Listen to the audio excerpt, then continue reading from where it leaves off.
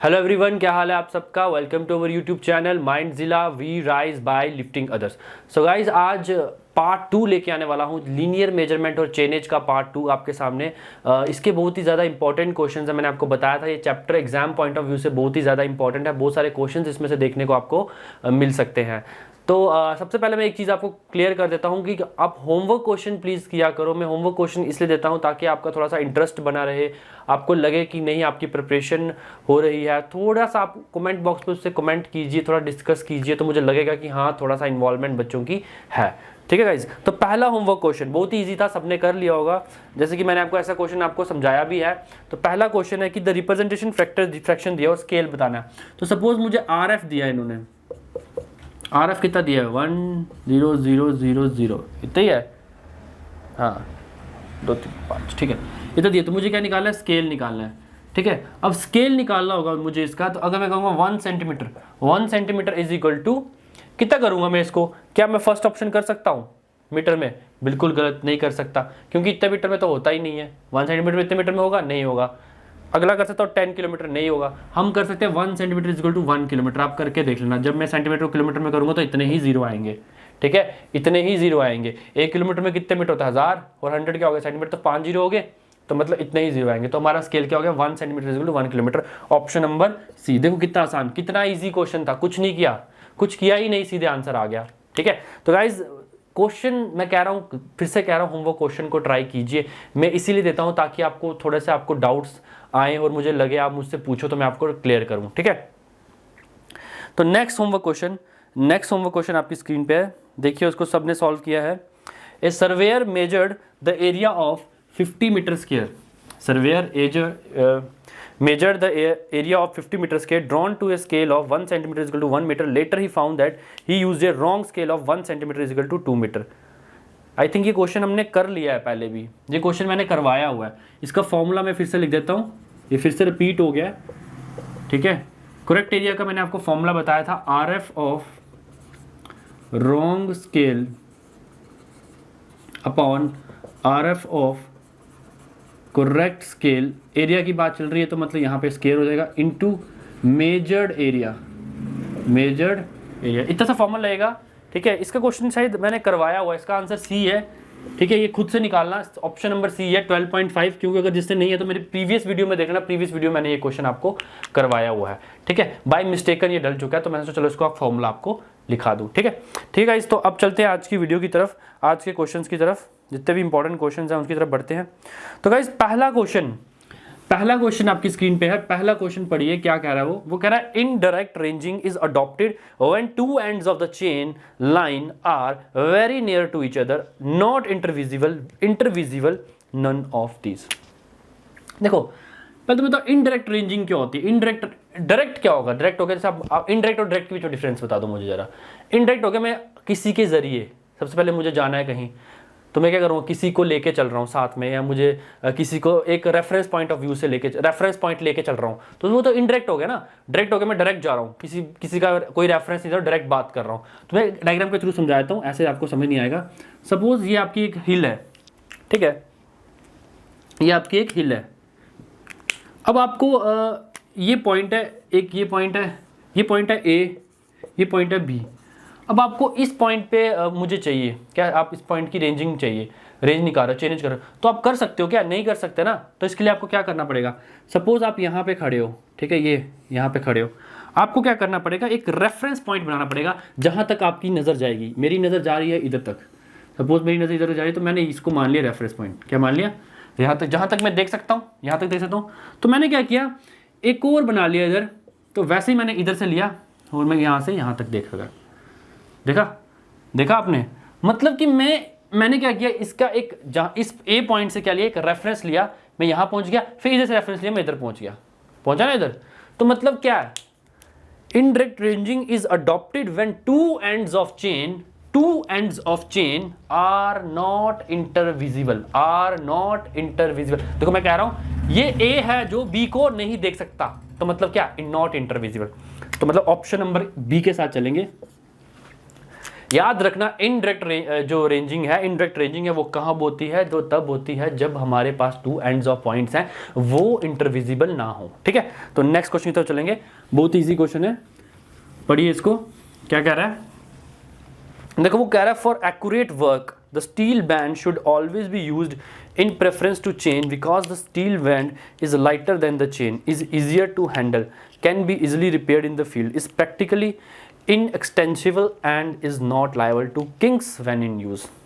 अगर मैं आपको एक जनरल बात करूँ, ऑप्शन देखोगे तो आप कंफ्यूज हो, क्योंकि सारे के सारे ऑप्शन थोड़े थोड़े मैचिंग करते हैं, क्योंकि एक चेन होती है उसमें बड़ी प्रॉब्लम होती है उठाने में, करने में, बट एक अब इसमें से हमने कौन सा ऑप्शन, हमने इसमें से वो ऑप्शन है ना जो एक परफेक्ट ऑप्शन है। तो परफेक्ट मुझे लग रहा है is practically inextensible and is not liable to kinks when in use।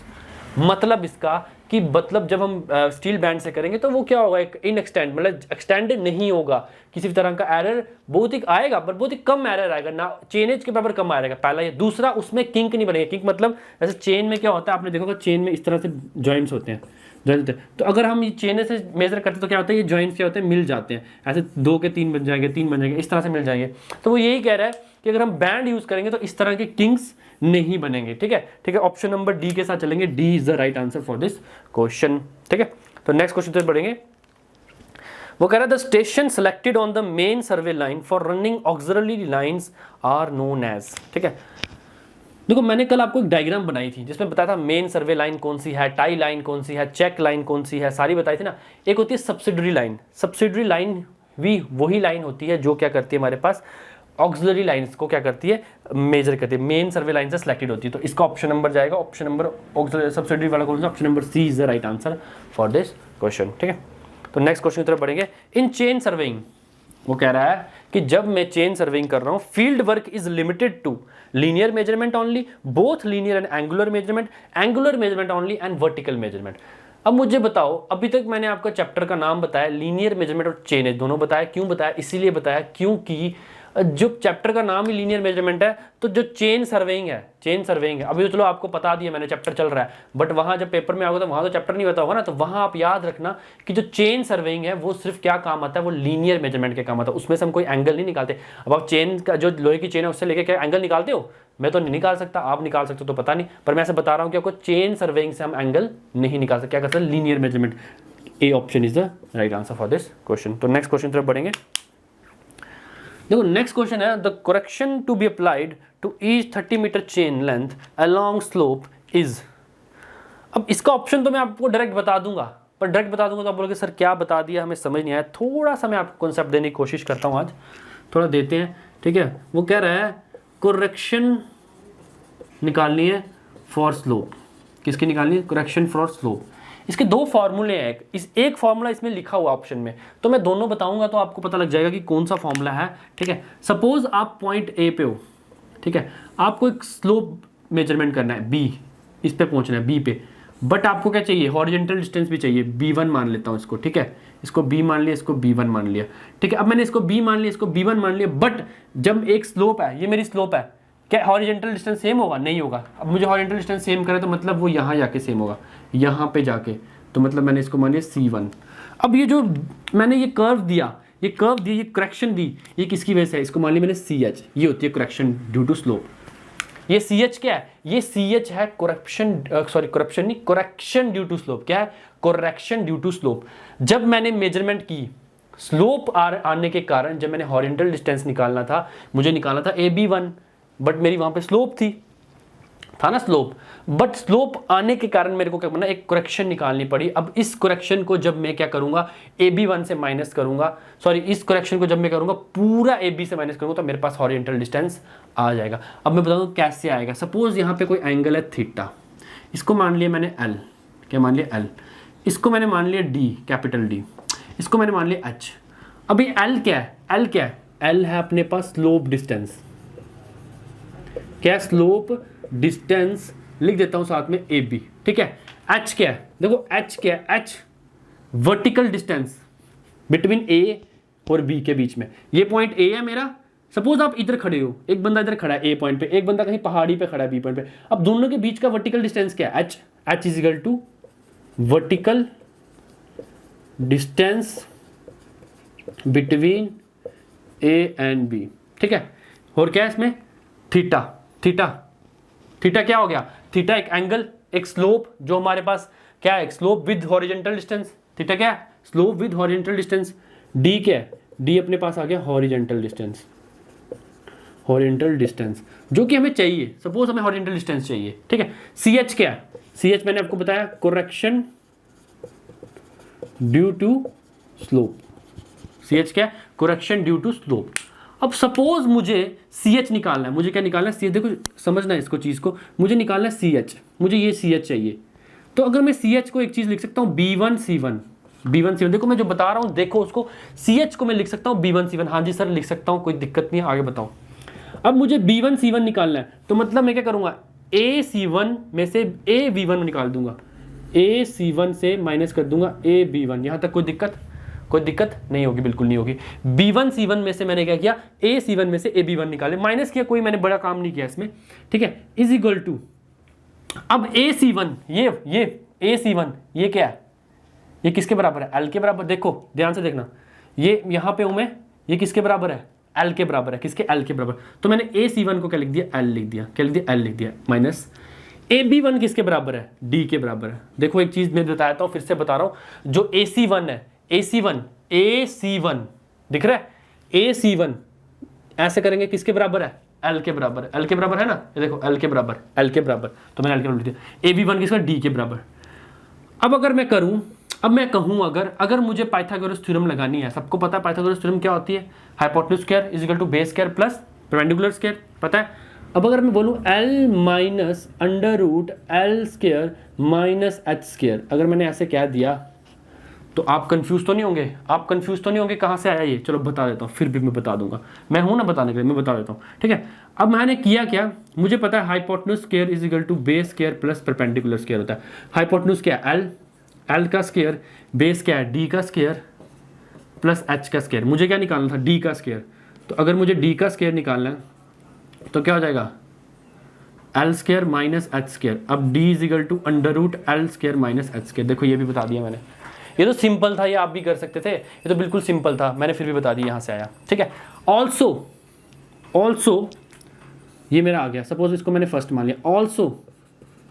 Also ऐसा भी हो सकता है कि अगर मैं बोलूं L square minus D square is equal to H square, ऐसा कह सकता हूं मैं, L square minus D square is equal to H square, बिल्कुल कह सकता हूं। पाइथागोरस थ्योरम को मैंने क्या कर दिया, उल्टा कर दिया, इधर क्या कर दिया, अब मैंने क्या निकाल दिया, डी स्क्वायर को कहां से उठा के फेंक दिया, इस साइड फेंक दिया, डी स्क्वायर को इधर रखा तो माइनस रहेगा, तो H square is equal to L square minus D square. अब जब मैंने A square minus B square का फॉर्मूला निकाला, L minus D, L plus D is equal to H square, L minus D, L plus D is equal to H square. तो formula क्या बना, अभी देखो फॉर्मूला क्या बनेगा, देखो ध्यान से देखना, L minus D is equal to H square upon L plus D, ये फॉर्मूला बना। मैं इसको ऊपर लिखता हूँ, इधर ऊपर लिखता हूँ। अब L माइनस डी क्या है, L माइनस डी क्या है, CH है ना, CH, L माइनस डी क्या है, CH, तो मतलब CH is equal to H square upon L plus D. अब L प्लस डी को मैं क्या मानता हूँ, इतना सा एरर है करेक्शन, तो मैं 2L ही मान लेता हूँ, इसको मैंने क्या किया, 2L ही मान लेता हूँ, 2L। ये एक आपका इंपॉर्टेंट फॉर्मूला है, किसका, स्लोप का, करेक्शन फॉर स्लोप का इंपॉर्टेंट फॉर्मूला। पर सर ऑप्शन में तो ये दिया ही नहीं था।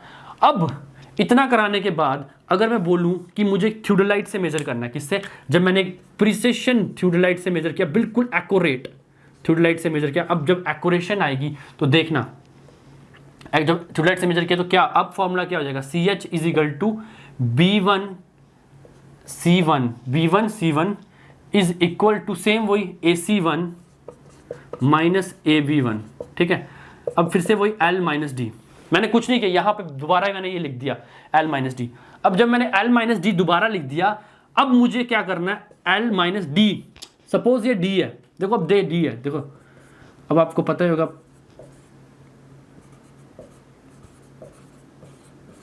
ये पता है सबको, perpendicular upon hypotenuse is equal to sine theta, base upon hypotenuse equal to cos theta, perpendicular base is equal to tan theta, ये तो सबको पता है, इसमें कोई दिक्कत नहीं है।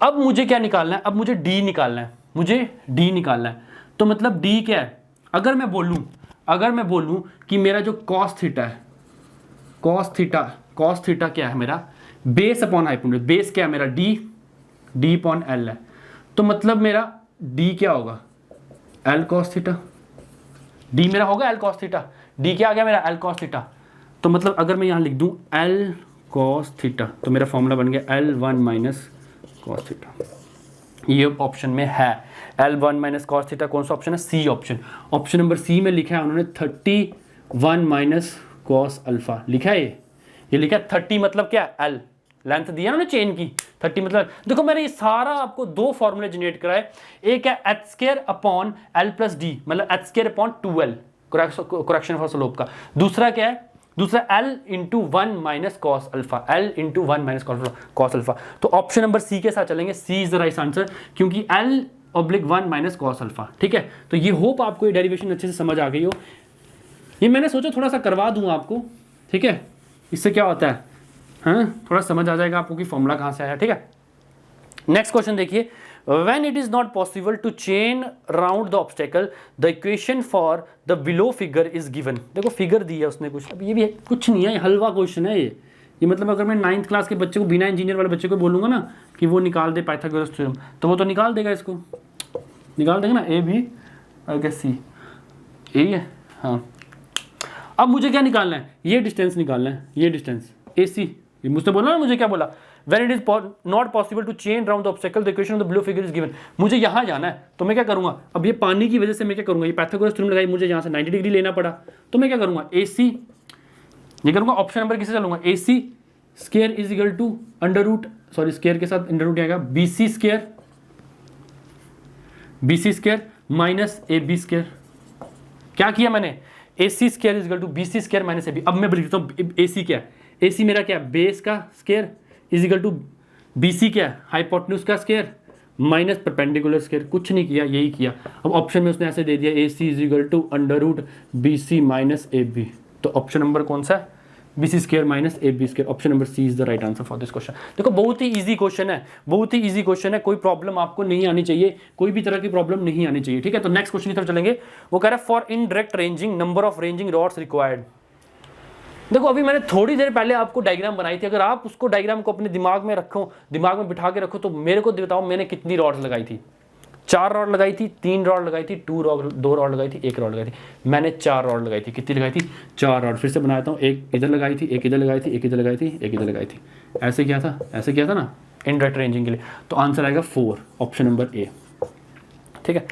तो नेक्स्ट वो कह रहा है if you needed to correct the sag, the correction would be always additive, always subtractive, always zero, maybe sometime additive, sometime subtractive। अब मैं बताता हूँ sag क्या होता है। जब आप जाते हो कहीं बाहर जाते हो, आप देखते हो कि जो पोल्स होते हैं, जहाँ पे हमारी वायरिंग होती है, आपने देखा होगा पोल, सपोज ऐसे हमारा एक पोल लगा है और एक पोल ऐसे है, आप देखते हो ऐसे जो वायर्स होती हैं वो इस तरह से हो जाती हैं, इस तरह से होती है ना, नीचे को बैठ जाती हैं, वायर्स लगी होती है जो इलेक्ट्रिकल वायर्स, उनकी example day to day life example बता रहा हूँ। तो इसको कहते हैं सैगिंग, इसको कहते हैं सैगिंग। अगर ऊपर को हो जाए इसको कहते हैं हॉगिंग, या आप पढ़ोगे सॉन्ग में, ठीक है, सैगिंग हॉगिंग, ठीक है। अगर इसको नीचे हो जाए तो क्या कहते हैं सैगिंग। अभी हम सैगिंग की बात करें, क्या होगा, बेंड हो जाए। अब क्या होता है जब मैं चेनिंग करता हूँ तो हम क्या करते हैं, एक साइड से दो पर्सन होंगे ना चेनिंग के लिए, 2 पर्सन, एक साइड से एक बंदे ने पकड़ा, दूसरे बंदे ने पकड़ा। अब क्या होगा, जब वो थोड़ा सा ढीले हो जाते हैं, थोड़े थक जाते हैं, या थोड़ा मिस्टेक के कारण किसी भी कारण वो क्या कहते हैं छोड़ देते हैं, तो उसमें सैगिंग कॉज हो जाती है। अब सपोज मेरा डायमेंशन होनी चाहिए थी ये, अब हो गई ये, तो मतलब बढ़ गई, मतलब मेरा एरर क्या हो गया, एरर क्या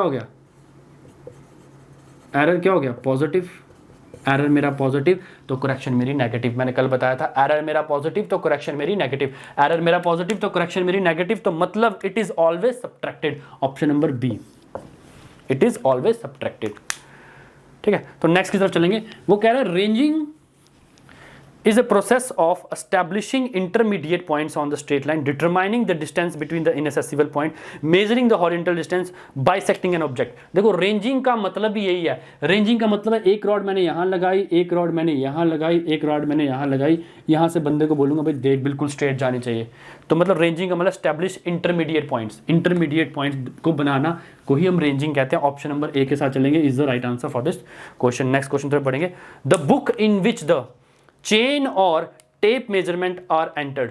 आपने देखा होगा कि इंजीनियर बैठा होता है बुक लेके, जो रीडिंग्स ऑटो लेवल पे रीडिंग कर रहे होते हैं वो नोट कर देता है। उस बुक को क्या कहते हैं? Field book, survey book, hand book, data book. कहाँ बैठा होता है? फील्ड में बैठ के काम करते हैं ना, तो मतलब field book. Option number A is the right answer for this question, field book. ठीक है, तो नेक्स्ट क्वेश्चन तरफ बढ़ेंगे। For which of the following is chain serving not suitable. अब वो कह रहा है कि चेन सर्विंग तो हम कर रहे हैं भैया, कर रहे हैं, लेकिन कहाँ पे सूटेबल नहीं है? फैक्ट्री साइट्स में कर सकते हैं, क्या दिक्कत है? Undulated area, fairly level ground, small area में तो करते ही हैं वैसे भी, तो अनड्यूलेटिंग एरिया में थोड़ा सा अनसूटेबल है हमारे लिए। ऑप्शन नंबर बी के साथ चलेंगे। इन चारों के कंपैरिजन में अनड्यूलेटेड एरिया में थोड़ा सा अनसूटेबल रहता है। ठीक है, वो कह रहा है which of the following is an obstacle of ranging but not चेनिंग। देखो कॉन्सेप्ट को, वो कह रहा है रेंजिंग के लिए ऑब्स्टेकल है बट चेनिंग के लिए नहीं है। पहला है रिवर। सपोज यहां से रिवर जा रही है एक, आप ए पॉइंट है, बी पॉइंट, आपको यहां से यहां पहुंचना है। रेंजिंग, अगर मैं यहाँ पे रेंजिंग से देख तो सकता हूँ, रिवर के आर पार तो देख सकते हो ना, ऐसा तो नहीं कि रिवर के आर पार नहीं देख सकते, देख सकते हैं। बट अगर मेरे को यहाँ से चेन डालनी है तो थोड़ी सी मुश्किल हो जाएगी रिवर में चेन डालना। तो मतलब कि ये क्या हो गया? रिवर क्या होगी? रिवर होगी कि हम रेंजिंग कर सकते हैं, पर हमारा जो चेनिंग है वो एक ऑब्स्ट्रक्शन है, एक हमारे लिए रिस्ट्रिक्टेड है। ठीक है, ये ऑप्शन में नहीं है।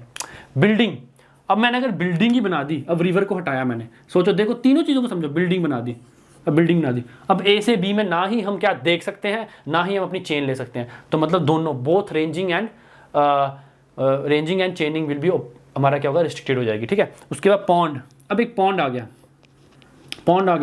पॉन्ड भी सेम, जैसे रिवर है वैसे ही पॉन्ड में भी प्रॉब्लम हो जाएगी हमें। ठीक है, तो अब हिल, अगर एक हिल आ गया, मैं इस हिल के आर पार देख सकता हूँ? नहीं देख सकता हूँ, बट मैं चेनिंग कर सकता हूँ, जो मैंने आपको बताया अभी। चेनिंग कर सकता हूँ कौन से मेथड से? इनडायरेक्ट रेंजिंग मेथड से। तो ऑप्शन नंबर आएगा D.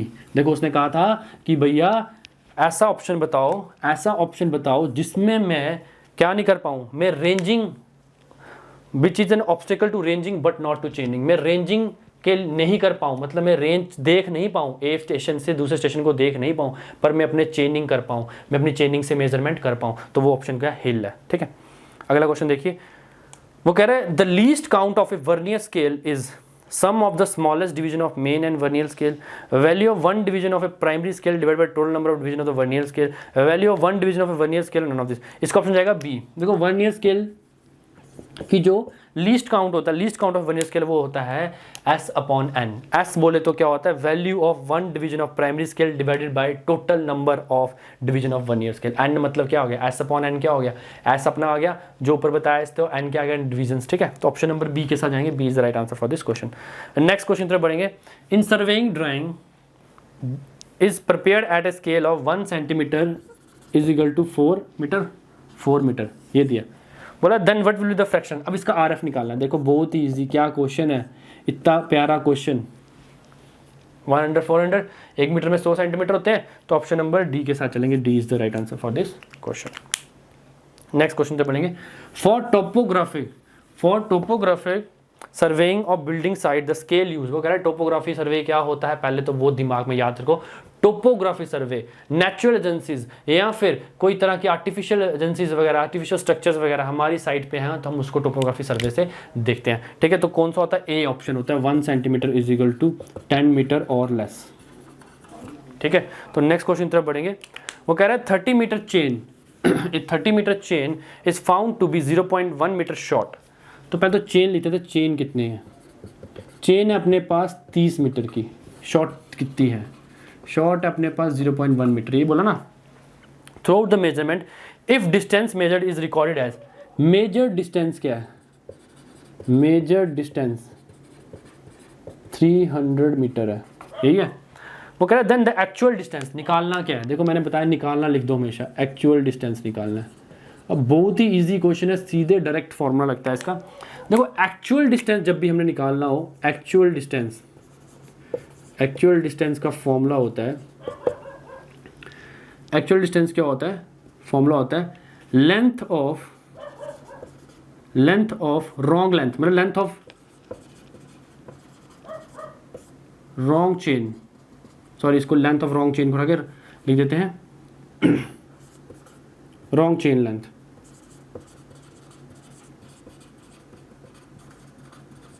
Wrong chain length upon correct chain length into measured length। देखो wrong chain length is equal two upon correct chain length into major length. अब सर हमें तो chain दी है, wrong तो दी नहीं है। अब उसने पहले क्या किया था, उसने बोला मेरी चेन कितनी है, 30 मीटर की चेन है। उसने क्या बोला, मेरी सपोज मेरी चेन 30 मीटर की है, ये आपके सामने चेन है। हुआ क्या ऐसा कि जब मैं मेजरमेंट करा तो चेन, मुझे बाद में पता लगा कि चेन जो होगी 0.1 मीटर की शॉर्टेज हो गई। इतनी शॉर्टेज होगी 0.1 मीटर की। तो मैंने कहा चलो ठीक है, फिर अगर 0.1 मीटर की शॉर्टेज हो चुकी है तो 30 में से अगर मैं ये निकालूँ 0.1 निकालूँ तो कितना आता है, रॉन्ग चेन लेंथ कितनी होगी, 29.9 होगी, यही होगी ना। Divided by correct chain length तो 30 है, इनटू कितना है 300। जब इसको सॉल्व करूंगा तो 299 आएगा। कितना आएगा, 299 मीटर। कितना आसान क्वेश्चन, डायरेक्ट फार्मूला। ऐसा एसएससी जेई पूछता है, बहुत बार पूछता है। कुछ नहीं करना, डायरेक्ट फार्मूला लगेगा और आपका आंसर आ जाएगा। अब एक जो क्वेश्चन मैं आपसे पूछता हूँ, अगर यहाँ पे डिस्टेंस की जगह एरिया होता, डिस्टेंस की जगह एरिया होता तो सर क्या करते, क्या करते? मैंने आपको पहले बताया स्केयर कर देते। क्या करते, स्केयर कर देते। मैंने आपको पहले बताया, पहले जब वो फॉर्मूला बताया आपको, RF of wrong scale upon RF of correct scale into measured area, बताया हुआ ना, ठीक है। तो इसका क्वेश्चन का आंसर क्या आएगा, A is the right answer for this question. तो नेक्स्ट क्वेश्चन तो पढ़ेंगे। वो कह रहा है लेंथ ऑफ गंटर चेन, कौन सी चेन बोल रहा है वो बोल रहा है गंटर चेन की जो लेंथ है वो कितनी होती है। पहले तो गंटर चेन कौन सी होती है, गंटर चेन होती है जो हमारा कैडेस्ट्रल सर्वेइंग के लिए यूज़ होती है, जो हमारा रेवेन्यू डिपार्टमेंट यूज़ करता है, पटवारी वगैरह यूज़ करता है बाउंड्रीज लाइन के लिए। तो कितनी होती है वो 66 फीट होती है, 66 फीट होती है। और इसमें कितने लिंक्स होते हैं, इसमें 100 लिंक्स होते हैं। कितने होते हैं, 100 लिंक्स होते हैं, ठीक है। अगला क्वेश्चन देखिए, the angle of intersection of two plane mirrors of optical square. देखो मैंने कल आपको ऑप्टिकल स्क्वायर की एक डायग्राम बताई, जिसमें मैंने एक एंगल बताया था, ऐसे ऐसे करके एक एंगल बताया था। कितना था वो, 45 डिग्री। यहाँ से क्या था, incident ray is perpendicular to the reflected ray. तो आंसर क्या आएगा, 45 degree. Option number B, option number B is the right answer for this question. तो नेक्स्ट चलिए, वो कह रहा है dash are required for measuring the length of line which is greater than the chain length. वो कह रहा है कितने चेन मैन चाहिए मुझे, अगर हमारी क्या हो गया, मेजरिंग लेंथ ऑफ लाइन ज़्यादा हो गई तो हम क्या करेंगे, हमें दो, एक से तो काम चलेगा नहीं, दो तो चाहिए। तो ऑप्शन नंबर बी के साथ चलेंगे, 2 चेन मैन। कितने चाहिए, 2 चेन मैन। वो कह रहा है 1 square metre is equal to dash square yards. मैंने आपको कल बोला था कि कल जब वीडियो खत्म होगी, जितने भी कन्वर्जन होंगे फॉर्मूले के, सर्वे में कन्वर्जन वो एक आधा पूछता है। आपको सर्वे की बुक में मिल जाएगा, नेट पे मिल जाएंगे सारे कन्वर्जन्स का एक अपना हाथ से बना के अपनी दीवार पे चिपका दो, ताकि आपको अच्छे से लर्न हो जाए, ठीक है। तो कितना, ऑप्शन नंबर बी के साथ चलेंगे, 1.196, ऑप्शन नंबर बी, ठीक है।